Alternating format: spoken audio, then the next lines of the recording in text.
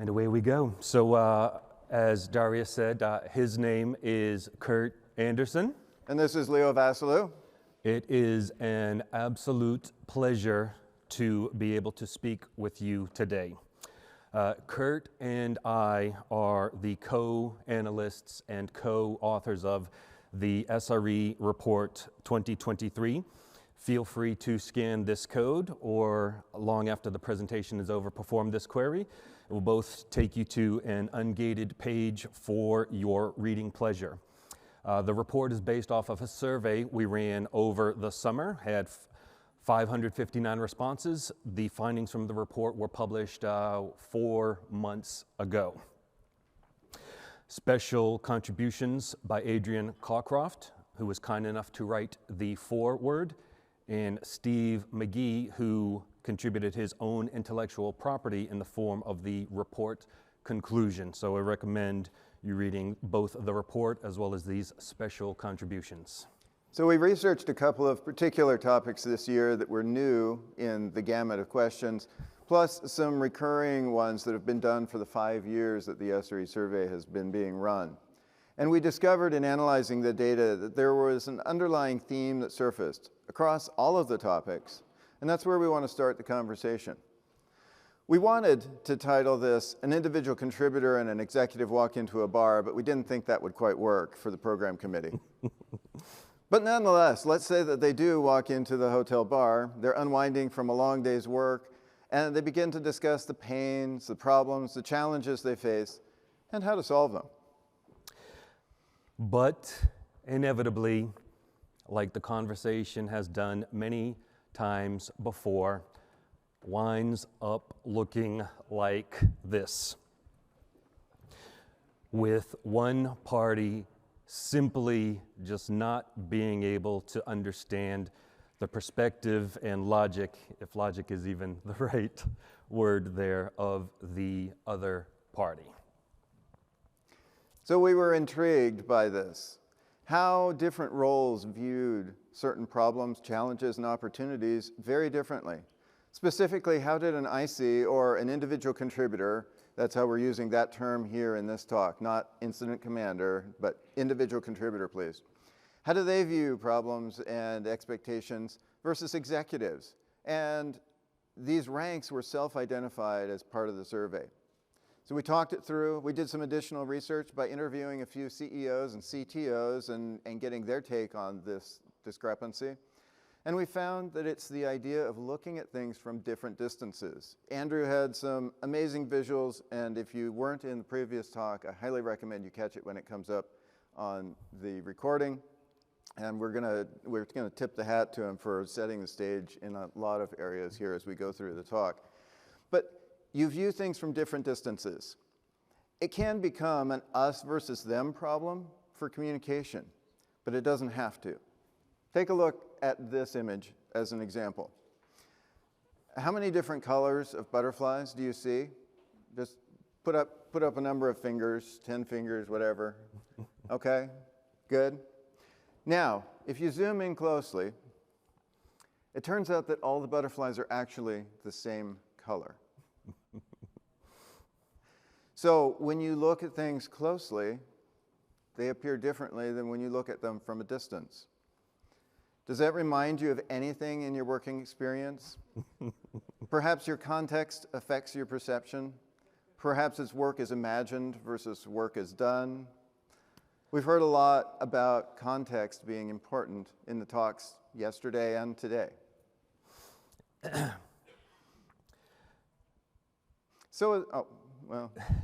I think this one's yours. Yep. So Kurt and I attempted to write the report with a professional tone, so as not to appear in any way, shape, or form one-sided and say that individual contributors are always right, despite even right now our deep, dark desires to resist the urge to say as much on stage. This illusion is the inverse. It's easier to spot the further away you are, the proverbial step back, take a step back, if you will. intentional pause for a few seconds.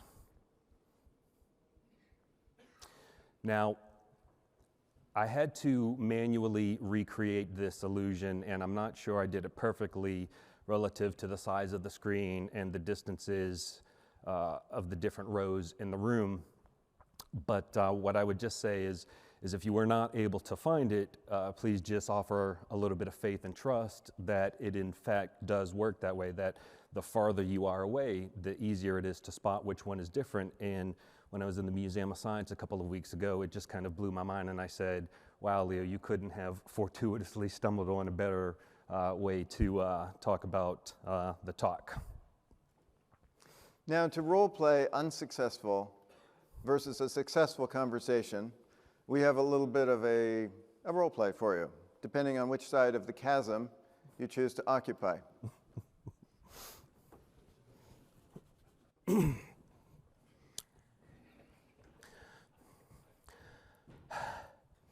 Kurt and his goddamn closed door policy. Knock, knock, knock. Come on in, Leo. Kurt, executive. I have been researching this new tool, and I was wondering if you could pencil in, I know the budget meeting is coming up, but I was wondering if you could pencil in $1 million line item for the Floopendor 5000. You know, I'm really just too busy getting ready for the board meeting right now. Come back a little later and we'll see. Oh, okay, thanks for your time. Oh, and Leo, can you close the door on your way out? So keep this in mind as we go through the rest of the talk. And let's dig into some of the data that surfaced and that got us on this thread in the first place. We asked as one of the survey questions, please rate the value received from AI ops. This is the second year in a row we've asked this question. So as you can see, just to quickly read the chart, make sure we're all reading it the same way. 559 responses, these are the aggregate results. There's a little bit of skew toward no or low value.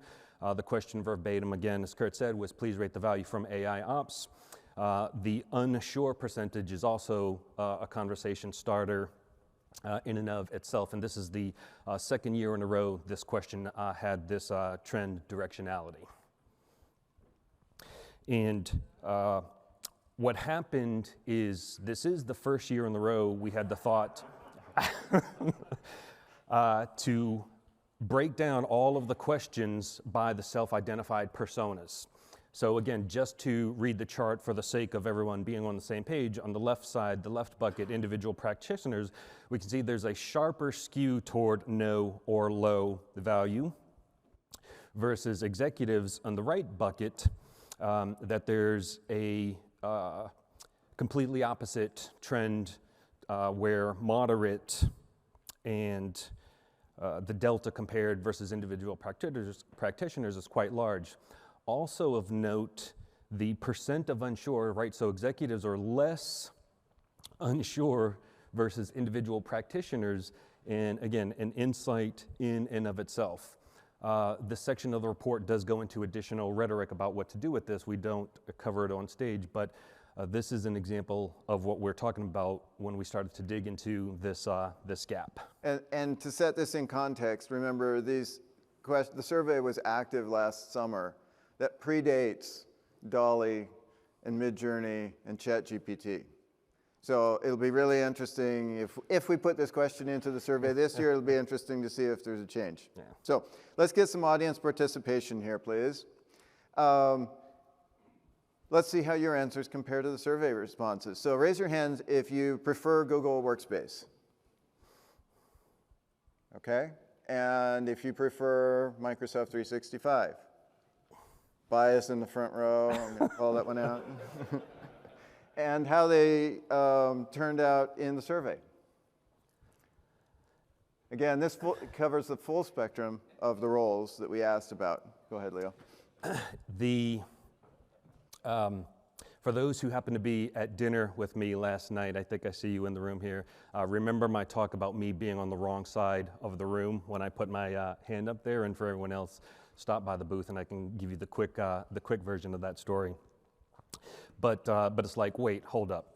Leo, Kurt, why is this slide up here talking about a professional piece of research like this?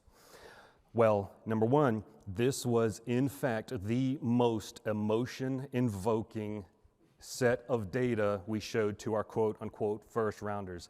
I don't recall the last time I saw such vehement reactions and automatic jumping to the defense of their predisposed choice.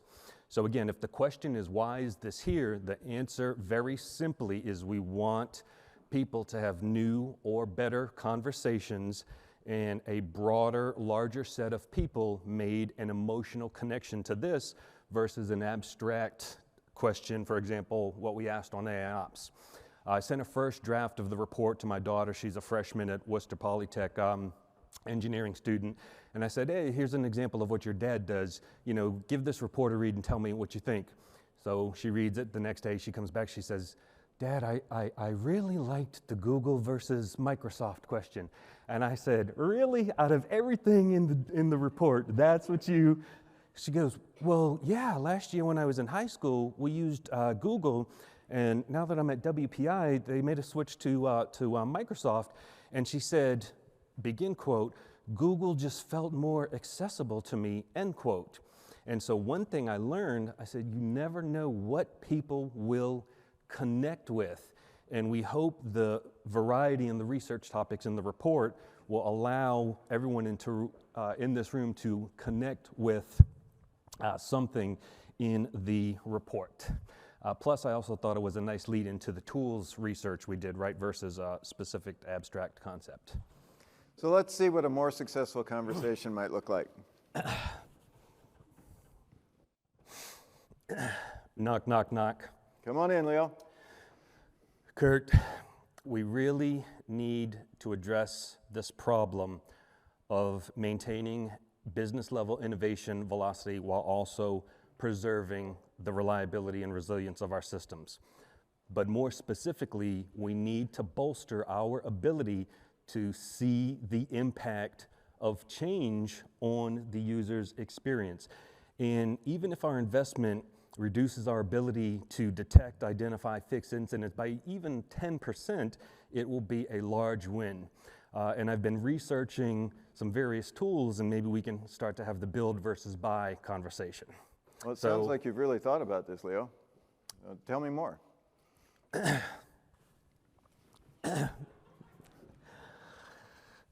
So we've seen two different ways to essentially ask the same question. So Kurt, what do we now do about this, or suggest we do about this? Well, Leo, you just happen to have a very open-ended question there. I appreciate that, because it turns out that as part of the survey, we had 3 open-ended questions that we let people respond in any way they wanted. One of them was, what's the biggest challenges to achieving reliability goals for you or in your organization? And we thought we were being helpful by giving some people some ideas, just random, relatively random ideas that might apply, like complexity of architecture. Unfortunately, we found that turned into an anchor bias. So we bolded and underlined all of the answers that were anchor biased by our potential suggestions. But I'd like to point out that number 1 was not something we suggested. This came out natively from people's responses that hiring, retention, assimilation of talent, some aspect of managing and handling talent, was their number 1 perceived challenge in achieving reliability. And you'll note how we've got the top 7 there, and then the last anchor bias, tool sprawl, was way at the bottom, number 11. Yep. So moving on to the question, to answer your question, Leo, now that I took a little bit of a side trail, what do they do about it? The best thing to do when you want to make a case for something is to attach business value to it. You'll notice in the framing that Leo used, he started with, here's our problem, here's the capabilities we need, and here's what we can possibly do about it. So one of the questions was, how does SRE, or reliability work, contribute to business value? And you'll see the top answers here. along with the ones that we had suggested as possible answers, and got the anchor bias in there as well. Fortunately, several non-anchor biased ones got pretty high marks, and I'm happy to see that. So Leo, what was your favorite answer out of all the open-ended questions that turned up? So it was an open-ended question. You could type in anything you wanted. My absolute favorite, I chuckled heartily, says, what was the single most challenge to successful reliability implementations? And one respondent typed in word salad. So I had to look it up, a jumble of extremely incoherent speech. The survey is anonymous unless you put in your email saying, I want to receive a copy when the report becomes available. So I went and looked up. So this person said the title was IT manager, their expertise area was IT infrastructure, and number of employees in the company was 130. So after I looked it up, after I chuckled, I then thought about it a little bit, and I said to myself, self, if word salad is number one challenge in a company of 130 people, you might be working for the wrong company. Well, I got to stand up for this guy, because maybe he was referring to word salad in terms of all of the jargon, the initialisms, the acronyms, and so on and so forth. Not to mention the imprecise use of terminology on occasion that pervades our industry, Leo. So it may not just be his company. I kind of liked another one that was really similar, which was actually written #allthethings. How about you, Kurt? What was your favorite? The one that popped out to me was when asked what contributes to success and reliability is don't be frupid. Now, I wasn't familiar with this term. You may not be either. But it just caught me as a really interesting made-up term. It turns out it is a portmanteau, so it's two words smashed together between frugal and stupid, meaning you don't do things that make good sense just because you don't want to spend the bucks. And again, this was the contributor to the successes. So we promised in our abstract that we would go through some of the other highlights from the report. We wanted to touch on those very briefly, and then we'll continue with our theme of ICs and executives talking together. So we looked at the correlation between blamelessness. We've talked to the first two a little bit, yeah. A little bit here. We looked at blamelessness or blame-aware practices versus the DORA measures of organizational performance. We found across both large and small companies that elite performing organizations are characterized by having a high value for post-incident learnings and doing it in a blameless way.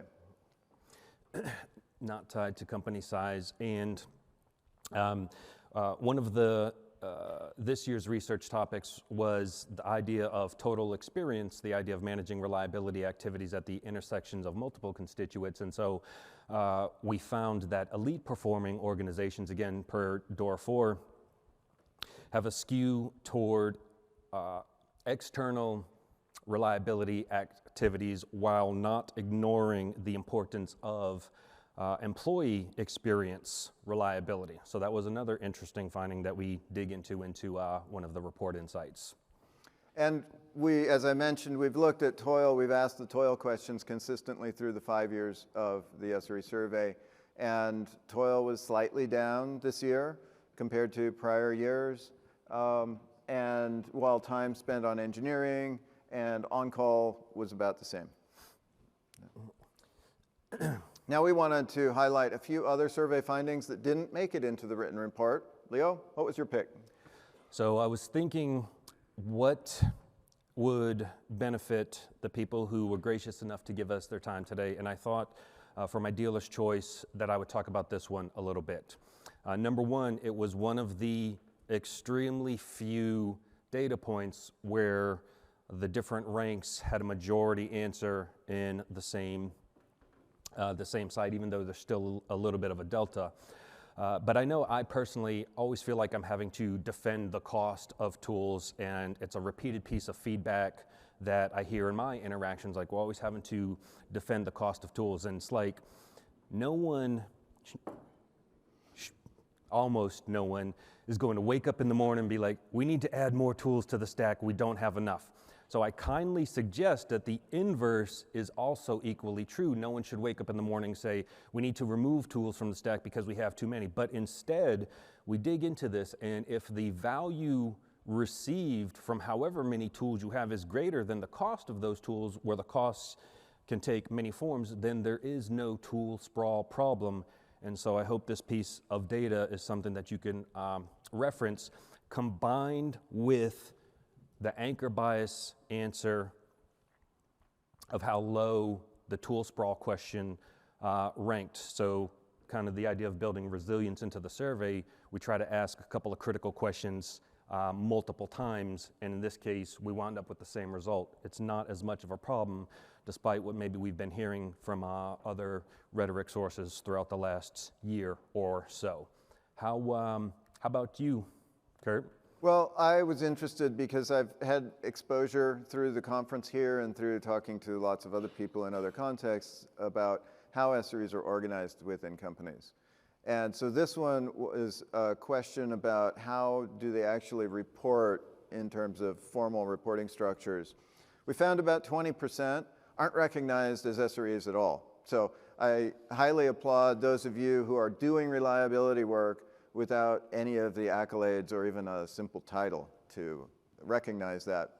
Otherwise, they're pretty evenly divided up between people who report up to a senior level executive leader that focuses in the SRE space versus ones who report perhaps more locally into just a manager that might then roll into a generalized engineering org.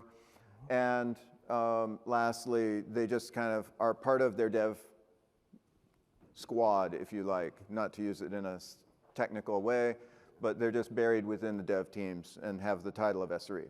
The other thing we looked at was how do SREs engage with others in terms of doing their reliability work.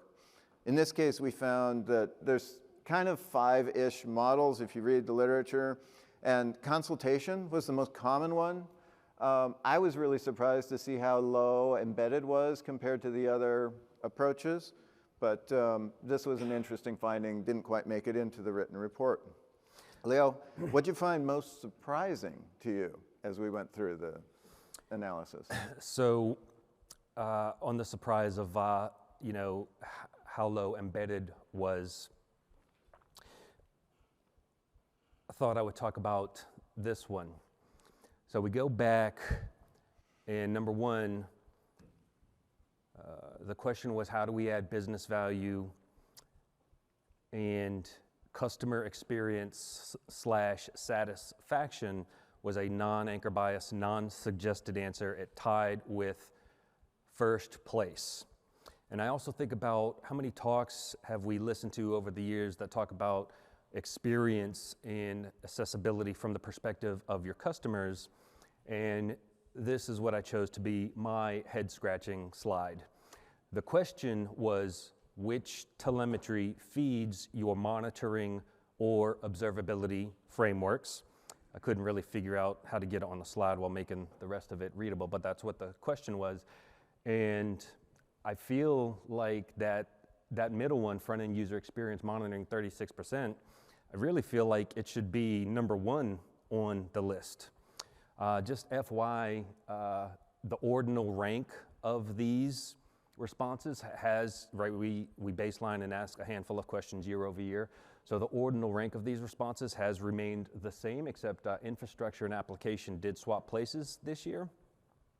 Otherwise, the ordinal rank has, in fact, remained the same. But yeah, Kurt, so that was my head-scratching question, and it's like, I don't know, I just feel like it's got to be at the top. So, Leo, when I look at this as a practitioner, to me, I would consider client-side device or endpoint monitoring to also be contributing to client experience or user experience. Why wouldn't you add those two together? They don't necessarily exclude, but. Kurt, the audacity.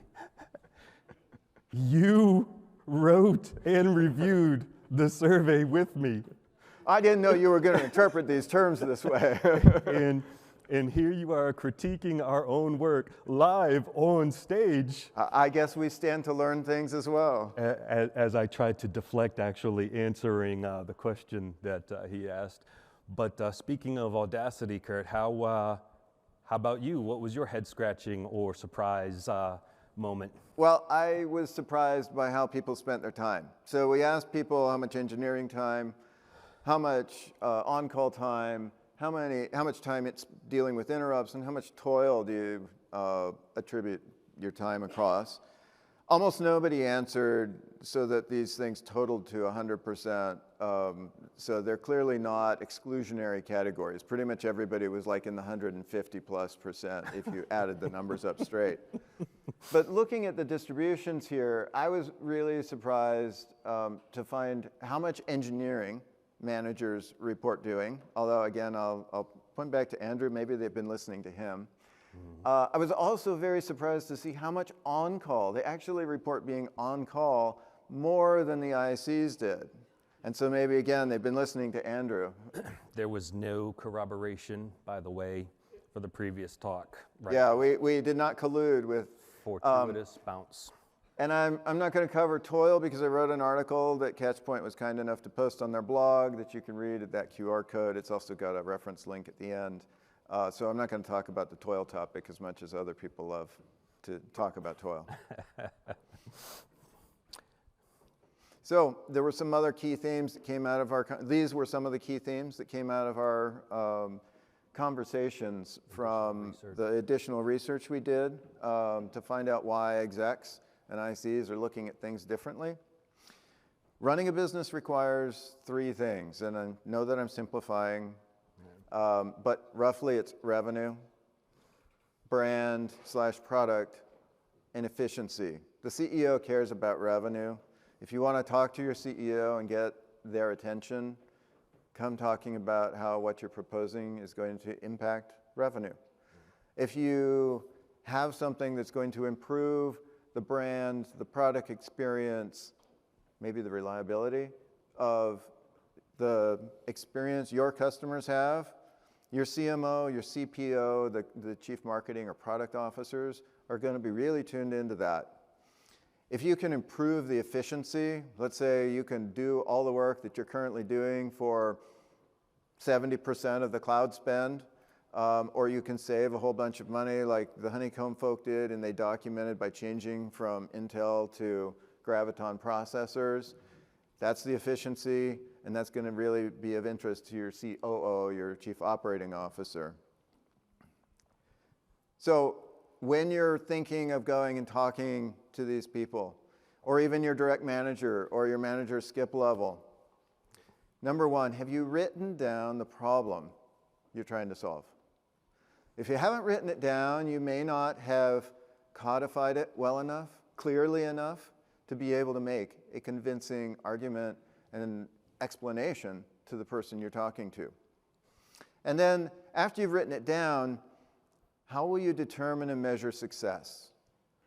This was also a theme Andrew touched on, is like, how are you going to show your work in some ways?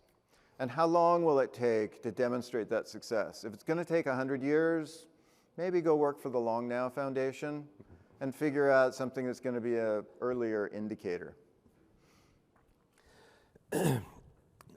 I'm going to open myself up to a potential little bit of vulnerability here and kindly suggest that this is the climax slide. It's based on 3 things. It's based on the perspectives plural of my interactions over the years, from an IT ops practitioner to trying to sell a product, an IC to being a senior director, based on several interactions through the years. Number 2, it's based on the findings from the report. And number 3, it's based on the additional research we did with the executive interviews after the report was published 4 months ago. So the conversation frame, right? In order to achieve these results or solve these problems, we need the ability to. Metrics look like this and will be powered by this. In order to solve the problem of maintaining a balance between velocity and reliability, we need the ability to see the impact of change on the user's experience. And even if we improve our incident response detection, fix, what have you, root cause, I guess, by only 10%, it will be a win. Let's talk about these tools. Do we build? Do we buy? I am a big fan of the positioning effect, and these are intentionally placed in a particular sequence. So I came out in one of the additional research interviews, the tool comes last, the problem comes first. I've also been waiting 2 years to say this in person, and if nothing else, if you forget everything else, and I, again, kindly suggest you remember this one sentence, capabilities or abilities are the gateway between your speeds and feeds on one end of the spectrum and the business outcomes on the other end of the spectrum. And if you don't remember this talk or know where to start the conversation, then start the conversation around abilities, or sometimes we say capabilities. So again, this was the climax slide, or I kindly suggest this was the climax slide. But we need your help. So let us know if this rubric works for you. Give it a try. We'd love feedback. If it's helpful, then we'll try to promulgate it more widely and encourage other people to have more successful conversations with their management. Second, the survey is better with friends. So when it comes out in a couple of months, we'd really love it if you would help amplify the reach and get us even more respondents.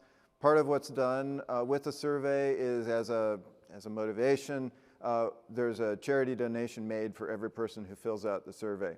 So it also gives more money to charities. I believe you did the Red Cross this last year.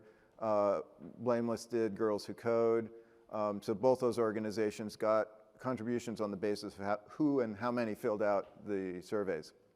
Lastly, we're looking for some pilot group volunteers. When we draft the survey up, sometimes we get the wording weird.